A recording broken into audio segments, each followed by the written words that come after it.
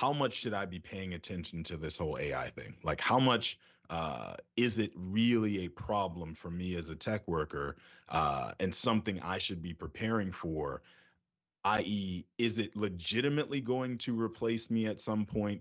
And if the answer is yes, is that near term? Is that a long term problem? How do you see that conversation from where you sit? And what AI really does when it's employed best within the workplace is it allows people who are doing tasks that support the flagship products and support, the thing that got the companies there in the first place, basically to put those processes on autopilot, and so they can then get working on the new thing. Um, and so that basically means that for an employee, your job changes a lot because you can never really be comfortable doing one thing over and over and over again to every single day.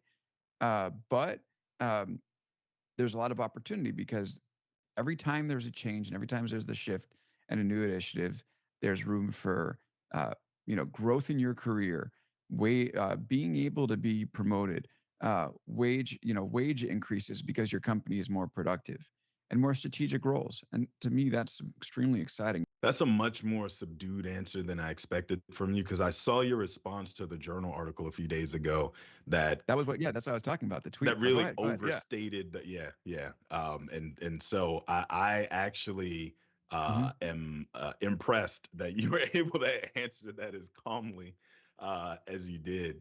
Well, yeah. um I mean, this is the thing, though. I think it's right to point out that there's just going to be like one or two anecdotes. Really, they say three anecdotes is a trend story, right? sure. That's like one of the old journalism tricks. There's going to be such a temptation to write that this is actually happening. Okay, I do have some animus for that journal story because instead of pointing out actual jobs that were taken by AI, the headline was that AI threatens to take Hmm. jobs. Hmm. I mean, come on.